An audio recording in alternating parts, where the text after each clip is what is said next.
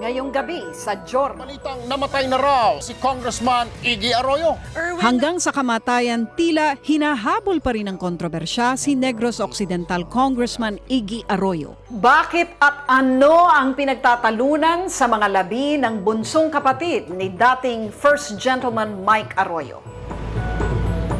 May darating pa raw na malakas na lindol sa Metro Manila? Handa ka ba sa sakunang dala ng tinatawag na The Big One? At kilalanin natin ang kakaibang entertainers ng mga Hapon.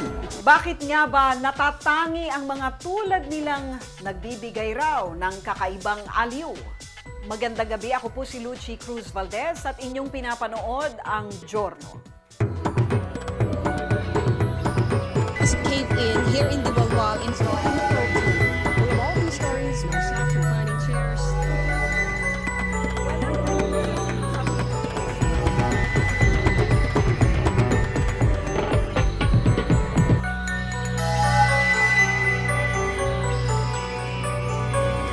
Matapos ang hayagang pag-aaway at asuntuhan, nagkasundo na rin ang dalawang babae sa buhay ni Representative Iggy Arroyo tungkol sa mga detalye ng kanyang burol at libing.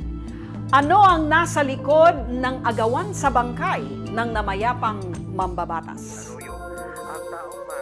Higit isang buwan pagkatapos mamatay sa London, maiuuwi na rin sa Pilipinas para ilibing ang labi ni Negros Occidental Congressman Iggy Arroyo.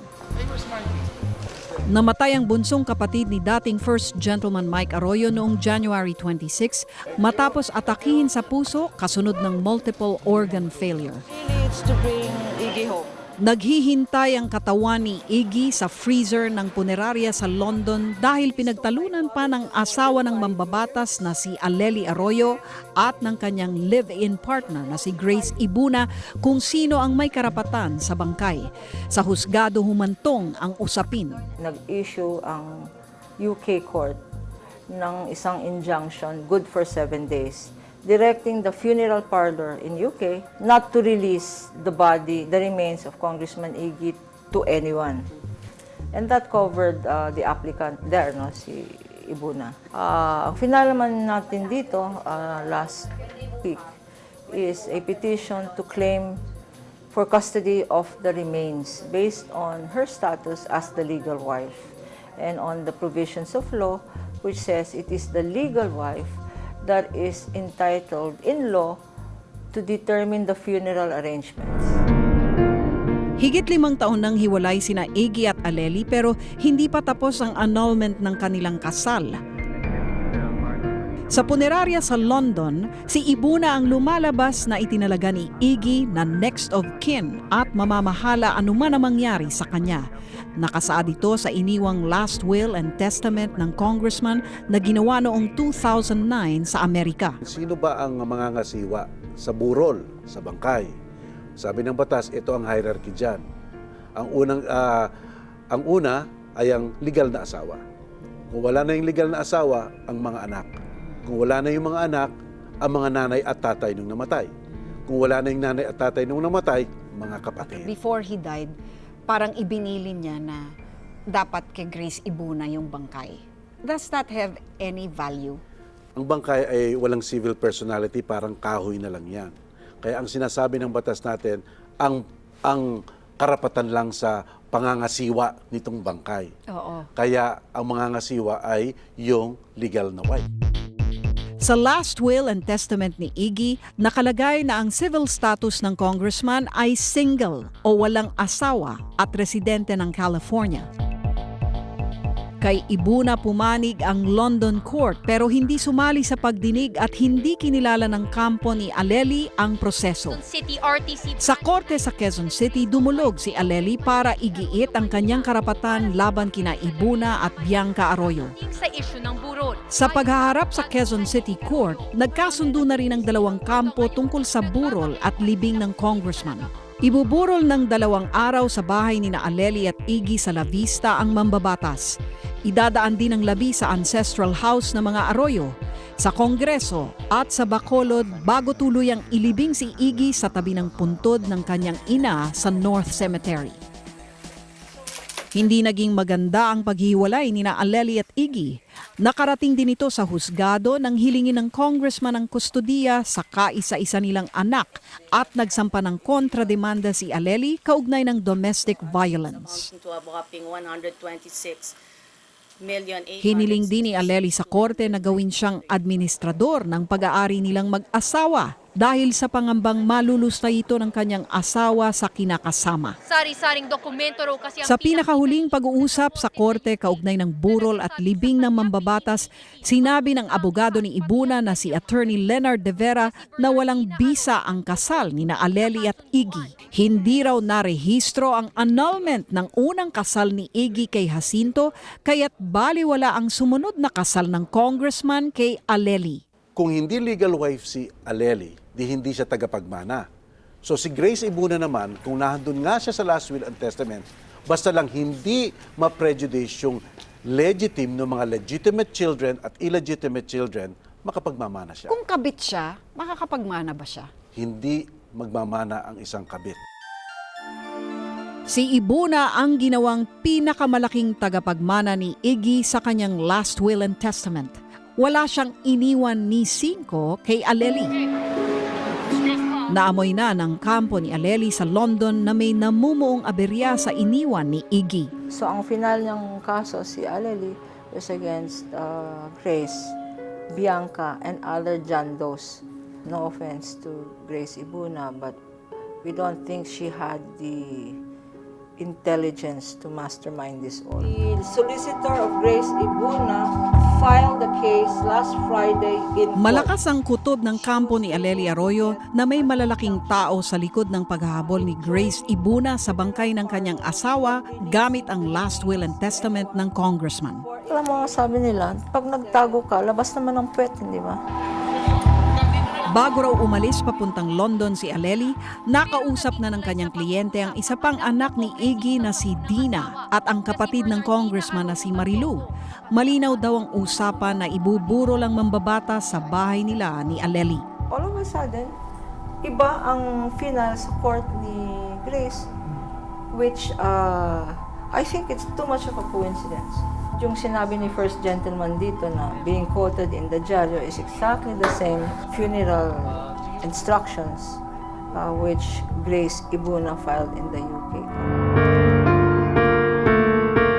Sa iniwang last will and testament ni Iggy, si Ibuna ang benepisyaryo, samantalang ang anak na si Bernardina Arroyo Tantoco, kapatid ni Bianca, ang administrador ng maiiwang ari-arian ng congressman. Dina, his daughter, will be the trustee, but the beneficiary of the trust is Grace Ibuna, who will get the income of the properties and the properties during her lifetime.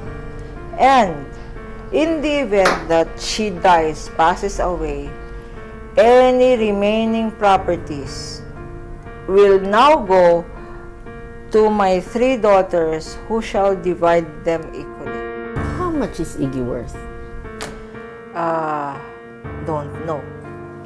I don't know, but if you base it on his son, pakonti ng pakonti. At some point, it was 600 million. At some point, then it was getting less and less and less. I don't really know. In fact, according to Lacson, he's worth 2 billion. He and the First Gentleman is also worth another 2 billion. Matatandaang ilang ulit sinagip ni Iggy ang kuya niyang si Mike Arroyo na sinasabing may-ari ng ₱100,000 Jose Pidal accounts. Paano Mel yung pera ni Jose Pidal? Kung siya nga si Jose Pidal, dapat isama yun. Kung mapatunayan siya si Jose Pidal, isasama dapat yun. Paano kung si Mike Arroyo pala talaga yung Jose Pidal? Iyon ang problema dyan. Talaga mag-aagawan siya. Mag-i-intercede ngayon si Mike Arroyo sa intestate proceeding ni Iggy. Tapos sabihin niya, ako yun. Hindi dapat isama sa Daming collation pwedeng yan. mag-claim in short. Madaming pwedeng mag-claim. To get to the truth of all of this, someone has to file a case. If Grace, if Miss Ibuna claims that she has the express wishes of the congressman, there are remedies in law. If nothing is filed, if she does not file here, we will file a case based on intestacy. meaning that Iggy died without a last will and testament. Aleli will do this for the children, the 3 children, and for herself. Ngayon pa lang, tinitiyak ng dadaan sa mahabang proseso at matinding pag-uusisa ang last will ni Iggy. This is not a simple issue of Grace was named in the will. Because if you're talking about a last will and testament, there are requirements under Philippine law. First requirement, formal requirement is kailangan signed yan, witness and signed by 3 independent and qualified witnesses. We saw the last will and testament naming Ibuna. Wala naman signature ang 3 witnesses. It was just signed by Iggy. And a notary public in the a law firm in the US. Nung legal wife ni Congressman Iggy Arroyo. Sa pagdinig sa Quezon City Court sa kasong isinampa ni Aleli laban kay Ibuna at Bianca, sinabi ng abogado ni Ibuna na may 4 siyang testigo para patotohanan ang huling habilin ni Iggy. Anak at puro kamag-anak ng congressman ang kanyang tinukoy. Si Dina, a certain Steve Tuason, I think, and 2 other cousins who were going to state now that Congressman Iggy told them that no way was Aleli going to get his body or something like that. Sari-saring dokumento raw kasi ang Bukod pa ito sa iginigiit ni De Vera na walang bisa ang kasal ni na Aleli at Iggy dahil hindi na irehistro sa local civil register ang annulment ng unang kasal ng congressman kay Marilyn Jacinto. A marriage certificate is proof of the validity of the marriage. The certification of the clerk of court, the civil register was, we did not receive. Iba yon sa we did not receive sa it is not registered. Alam ni Aleli na hindi siya makaaasa ng tulong sa mga kadugo ni Iggy dahil ang mga tetestigo para kay Ibuna ay mismong anak at mga pinsan ni Iggy. Malinaw kay Kapunan ang sagot kung bakit hindi kay Aleli kakampi ang mga Arroyo. Again, the answer here, the sugar is it because it is Grace who now has the money and wala namang pera si Aleli? Diba? Ganun lang yun eh. If it is true that really Iggy wanted his properties to go to Grace Ibuna, then they should present evidence in court. Handa ang kampo ni Aleli. Sa ngayon, kahit paano ay malinaw na raw na makauuwi na si Iggy at maililibing ng maayos. Mahaba pa doon. But ang natutuwa naman si Aleli na at least miski na mahaba pa yung legal battle is now there is a certainty that Iggy will finally rest in peace near the mother in North Cemetery. Yun at least ang may certainty. Beyond that, siguro naman bahala na si Batman.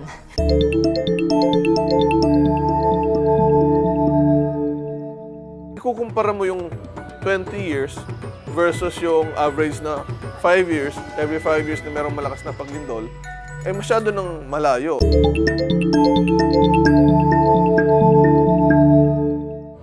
Kung pagbabasihan ang siklo ng malalakas na lindol sa Pacific Ring of Fire, matagal na raw dapat niyanig ng husto ang Metro Manila.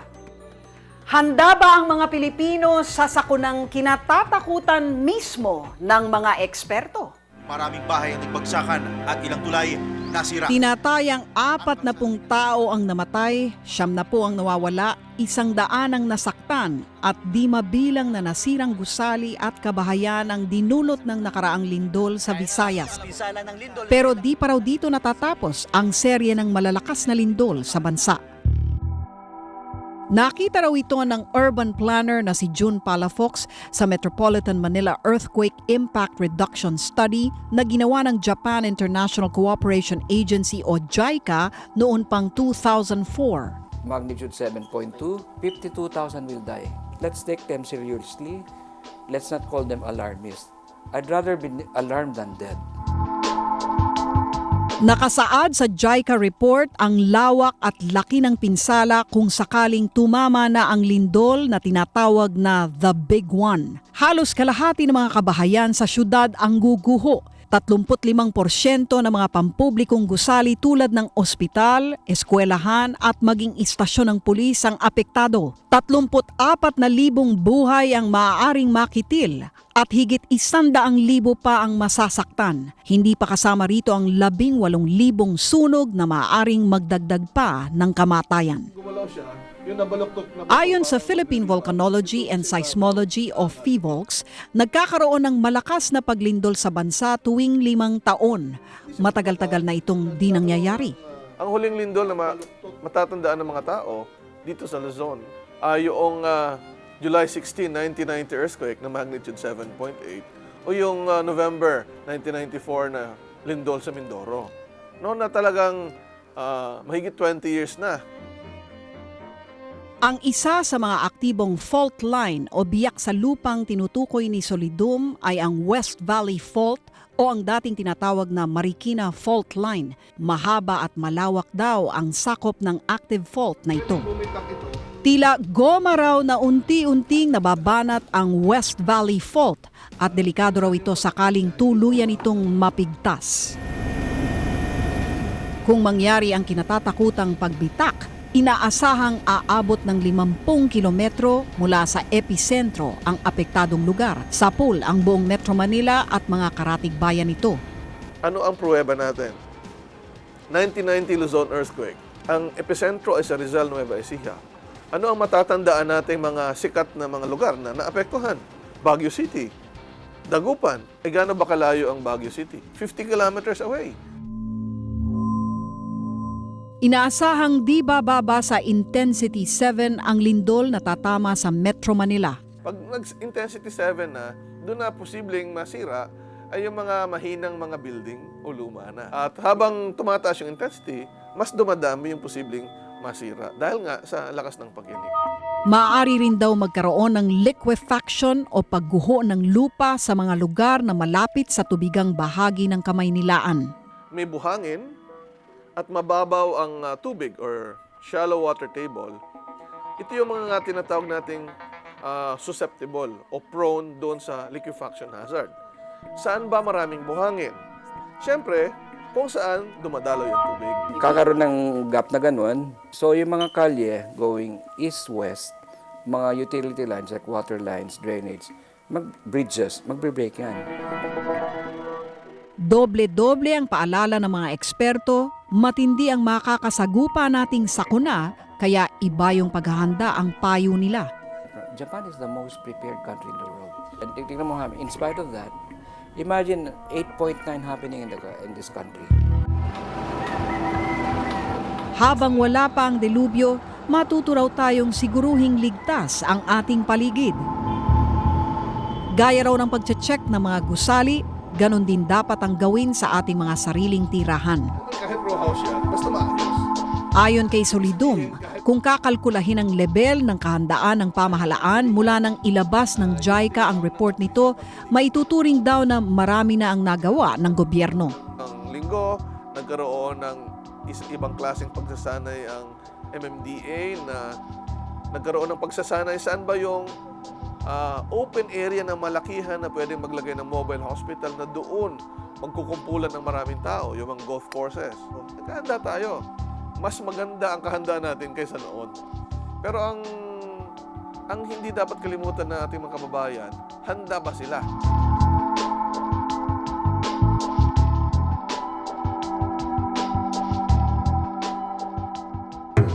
Napakamahal. So kung lalagay natin sa pesos, siguro mga 150,000 pesos isang gabi.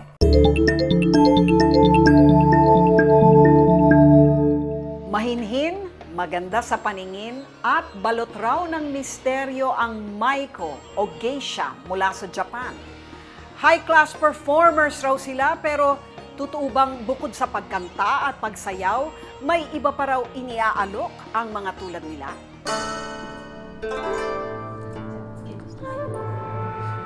Kakaibang makeup? Magarbong ayos ng buhok? at makukulay na kimono. Mistulang mga buhay na manyika, sina Kohana at Saya.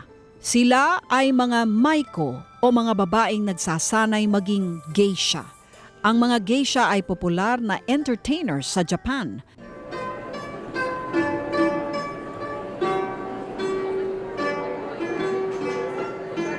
Sa kauna-unahang pagkakataon, tumapak ang mga paa ng mga geisha sa Pilipinas.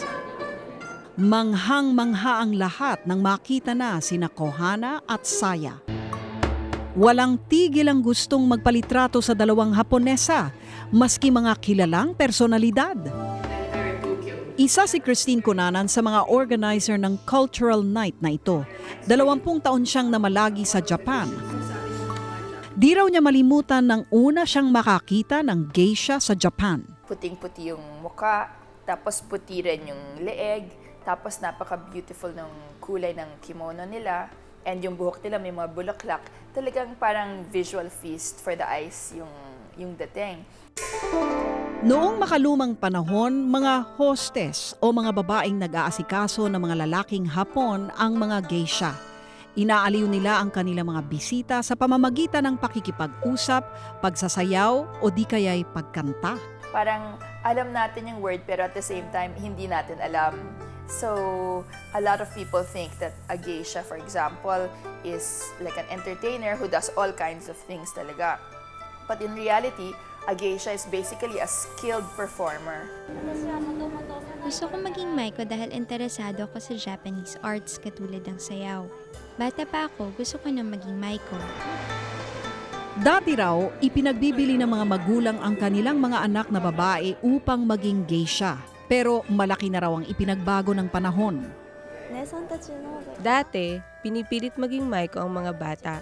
Pero ngayon, kami mismo ang may kagustuhan na pasukin ang trabahong ito.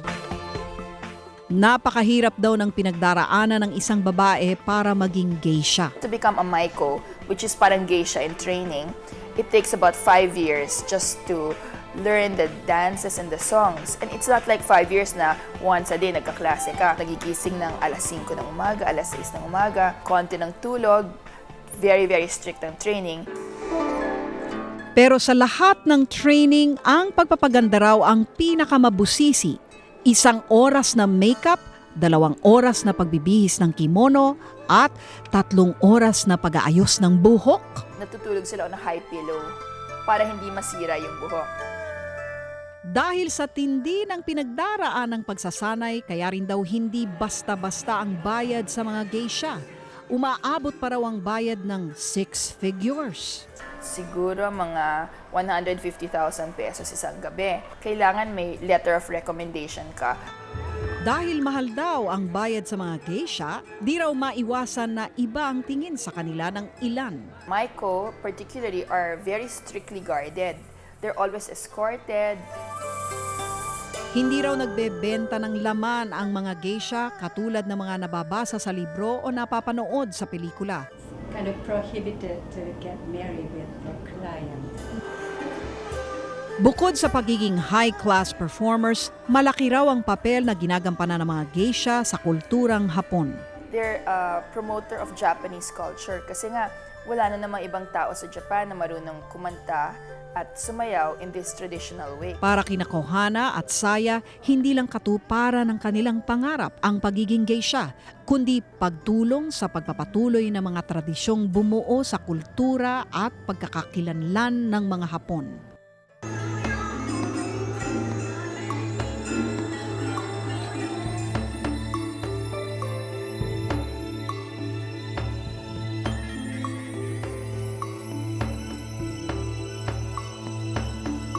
Maraming salamat sa inyong patuloy na pagsuporta sa aming programa.